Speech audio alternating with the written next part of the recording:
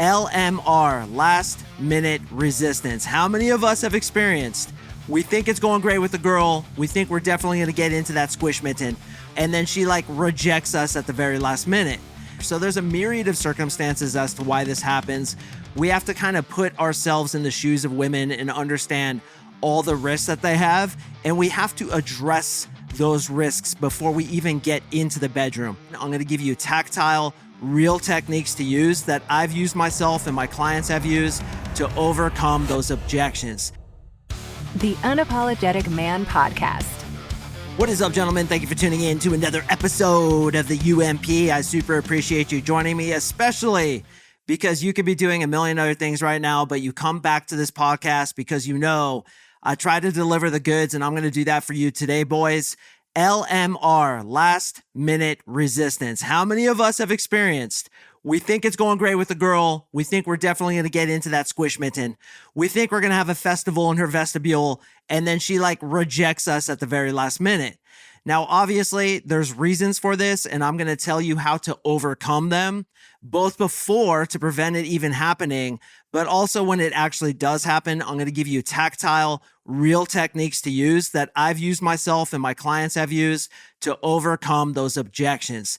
The first thing we have to realize is that women have a lot to lose when they have sex with a man, right? She can get pregnant by you. You could fuck her and leave her. You could rape her. There's tons more risk for chicks than there is for guys, not even mentioning the risk to their reputation, because as men, we oftentimes get patted on the back for being able to have sex with lots of girls, right? But when a girl has sex with lots of guys, it's unattractive. I mean, think about it. Would you date a girl who had sex with one dude who was kind of an acquaintance of yours in your high school?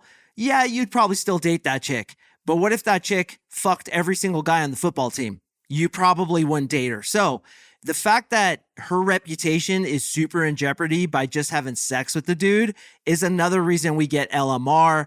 It's the slut defense mechanism, or you haven't built enough trust and connection. She doesn't really trust you that you're not going to just fuck her and leave her. So there's a myriad of circumstances as to why this happens. We have to kind of put ourselves in the shoes of women and understand all the risks that they have, and we have to address those risks before we even get into the bedroom, which is going to be my biggest point in this episode. But I am going to share some techniques with you guys to actually use when she does it immediately in the bedroom, because this happened to me. I'm going to tell you guys a couple funny stories of what's happened to me. So let's get into the content. All right. So as I mentioned, girls need to have that trust and connection, and most girls need to spend about 12 hours with you before they're going to have sex with you. Now, this was kind of a theory in the early 2000s when I got into this niche, but with all my experience and the experience of my clients, we can corroborate it does take about 12, 15 hours before a girl is comfortable enough. An average girl is comfortable enough to have sex with you. Of course, there's outliers, right? Like some girls will have sex with you almost without even talking to you. Other girls, it takes like fucking 6 months, which by the way, if that happens, I'm usually out the door, and I'm going to tell you a few things too as to what to say when they're that kind of girl. So we understand there's a huge spectrum. Some girls are way over here, some girls are way over there, but generally speaking, about 12 to 15 hours. And a really good thing to do, and if you haven't done it yet, listen to any of my episodes about building trust and connection. Sometimes I label it the T&C rule. I know I've done at least 1 or 2 episodes about that. You have to have good trust and connection in there.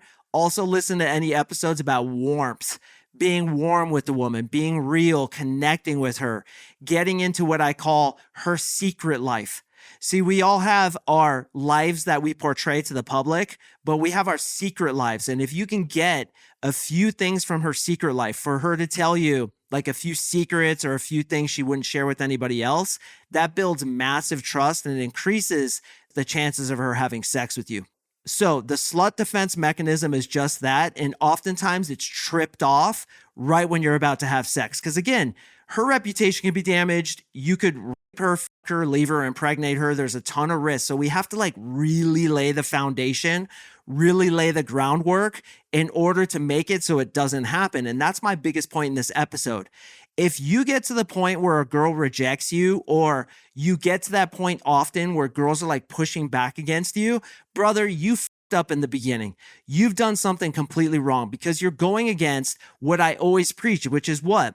The 80-100 rule. The 80-100 rule dictates that you give her less than what she actually wants from you.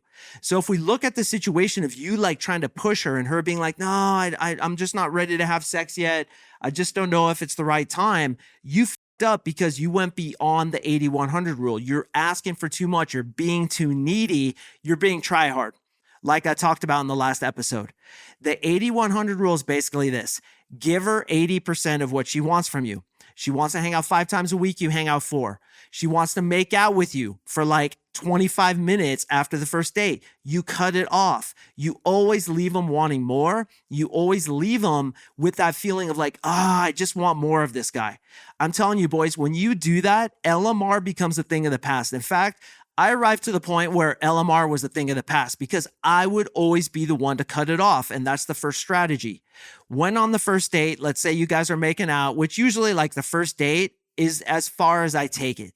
I'm not going to lie. I've taken it to sex before. I've taken it to sick duck. And if you don't know what sick duck is, flip the yes and the D and you know all about it. But what I got to the point of doing, and this is what I suggest for you guys, is you have to be the one to cut it off. This does several things in the female mind. First of all, it makes her want more, right? It makes her miss you. It makes her want more of you. Secondly, it shows her that you're not just trying to get her sex, which is a huge way to build trust and connection in the way of having sex. You don't want her to feel like the only reason you're there is to have sex with her. We all know this. You want her to think to herself, he actually likes me more for just my vagina or just my hotness, because he cut it off with me, because he wasn't pushy, because he wasn't thirsty. And that's how you need to be. So on the first date, what I always suggest is use the techniques, make out with her, and then right when it's kind of getting hot and heavy, or right when you can tell that the beginning of the end is happening, meaning like, I feel like we could probably make out for like a few more minutes.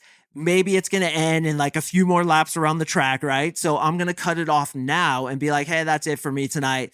Let's go ahead and get you an Uber, or let's get you back to your car and send her on her way. I guarantee you, boys, if you do that move, LMR is going to be a thing of the past. Just that move alone, not to mention all the other moves I'm about to mention. But when you go through the 80-100 rule, always leaving her wanting more, always cutting it off, always being the one that's like, yeah, like I'm not trying to get sex. And this is what you do too when a girl says to you, we're not having sex tonight. You say, whoa, why are you talking about sex so early? Like, I just met you. Stop trying to seduce me. Listen, Kelly, I need trust, comfort, connection, and probably a poem left on my car first before we even talk about sex. So if she's throwing up objections before it even happens, like you're making out and she's like, oh, we're not having sex, be like, whoa, slow down there, Casanova. Talking about sex this early isn't the best way to seduce me. Or if she says, hey, I don't have sex until I'm boyfriend and girlfriend, be like, boyfriend and girlfriend? I don't have sex until I'm married, so calm down on that. Now, you obviously don't want her to misinterpret that you're like Christian and you're like waiting to get married, but always go further than the boundary that she sets when it comes to like physical stuff. She's like, I'm not doing that until XYZ date. Yeah, fucking right. Guys, I have blown through that shit faster than you can shit or go blind. So don't think that when they put these little parameters in place, which by the way, they do because they've been with thirsty guys, or maybe you were like incongruent and telegraphed too much thirstiness. If they say some shit, agree with it and amplify it. Say, wait, 5 dates? Are you kidding me? I wait until 26 dates. So slow down there, Casanova. You're not getting my sex. And that's another perception that I want you guys to change. Reframe this. You're the one who has the prize in your pants. That red helmeted warrior in your underwear, she's trying to get it. It's the prize. She wants it inside her squish mitten. Guys, don't get it twisted. Girls love having sex, especially with the guy they're highly attracted to. Hold that shit back. Tell her she can't have it. In a roundabout way. Don't be like, no, you're not getting my sex. I mean, unless you can do it in a socially savvy way, but it's basically communicating, dude, I don't need to knock another home run out. It's a no-go, just like the Limp Bizkit lyrics. I've had it so many times. Girls are throwing at me all the time. It's like, you have to work. You have to submit the application. I'm the one who's the prize. I'm the one who's going to give you my sex. Stop trying to think of it as she's the prize. Her vagina is like the golden ticket. Bro, your dick is the golden ticket. Your dick is the fucking trophy that she's trying to get. So hold it back. Tell her she ain't getting it. Don't give it to her too quickly. And for God's sakes, don't be thirsty. Don't try to get it. I know, boys, that some of you guys are so horny, you'd fuck the frothy armpit of a fat girl on a Stairmaster, but calm yourself, bro. Rub one out if you have to, like in that movie, Something About Mary. Don't go out with the loaded gun. Polish the dolphin before you go out. And then like you come on your ear and she arrives and she sees you have hair gel on your earlobe and she takes it and she does her hair with it. Don't know if you guys ever saw that movie. It's Something About Mary. Fucking hilarious. But that's the right play, right? Don't be thirsty. Don't go for the shit. If she's throwing it at you, slow her down. And that's my next point. Women are always the barometer for your escalations. You hold her hand when you think she's ready to hold hands. You kiss her when you think she's ready to kiss. You touch the tetes when you think she's ready to have her tetes touched. And of course, boys, you crack when she's ready to crack, never before. You try to do it before, you just created LMR. Guys, it's the 5 Ps: prior, preparation, prevents poor performance. Do you think Barry Bonds, when he was playing with the San Francisco Giants, would wait until it was 10-0 to hit one of his famous home runs against the fucking Yankees? Hell no. Do you think that Peyton Manning would go into a game and like plan to win at the very end of the game? Of course not. And do you think that Tadej Pogačar, the #1 cyclist in the world, if you haven't seen this dude, you should watch 2026's Tour de France. The guy is an absolute fucking freak of nature. Do you think that guy goes into the Tour de France doing anything to compromise the maximum efficiency of the oxygenation of his capillary beds? Of course not. Dude goes in with the prior preparation. He knows what's going to happen. He makes his move based on what's going to happen at the end, and that's the way you need to think too, boys. Cut her off. Don't give her enough. Don't be thirsty for sex. Make her the barometer for your escalations. Build trust and connection. Give it 13 to 15 hours. Take her on different places. Take her on different dates. Admit a few real things about yourself and try to get her to admit a few real things about yourself too. If she talks about sex, be like, yeah, like we could chill. We could wait. And if you guys are getting physical and she's like, hey, don't go under my underwear, respect it. Don't go under her underwear. Be like, yeah, me neither. Like, let's take it slow. And let her know, like, you're not trying to get it. When you don't try to get it, they throw the shit at you. As a lot of you guys are probably smiling and nodding right now, agreeing with me because you've seen it. The more you're like, I don't need it, the more they're going to throw the shit at you. So the way to avoid LMR is to simply not try to get it. I got to the point, boys, where I was dating so many chicks, my dick fucking hurt in my pants. My red helmeted warrior was literally hiding in the corner of my underwear, trying to like crawl up my butt so that he wouldn't have sex again. And do you know how much sex I got when I was like not thirsty for it? It was a fucking pussy avalanche. And I hate to be crude, but I'm trying to communicate to you. The less you try to get it, the more they throw it at you. So the way to avoid LMR is don't try to get it. Cut it off. Let her be the barometer for your escalations and do the 5 Ps, man. How can I think like a chess player and think 5 steps ahead? Oh, she said in an earlier conversation that some guy used her and dumped her. She might be afraid of that. So let me communicate that I'm not like that dude. And the next time I'm making out with her, I'm going to tactically stop it and be like, hey, that's it for me tonight. Let's go ahead and get you an Uber. I guarantee you, boys, the next time she's at your place, you guys are on the couch, she's going to get it on, dude. She's going to sick your duck. She's going to let you get in her squish mitten. You're about to have a festival in her vestibule. Now, what if you get to the point where she's literally in your bed and she rejects you, as I've had happen several times? I'm like, dude, I did the 5 Ps. I did the 80-100 rule. I made her the barometer. I built trust and connection. I know we're going to have sex. In fact, I can remember one specific incident where we were talking about having sex, fantasizing about it. We got fucking toys out and we're in bed and I go to kiss her and she turns away and rejects me. That's literally happened to me multiple times. And I'm sure it's happened to you too, boys, because why? The slut defense mechanism. No matter how much you prepare, no matter how much trust and connection you build, sometimes they're just like, I don't want to do it. Or like their hormones kick up and a tub of ice cream sounds better than having sex with you. Cool.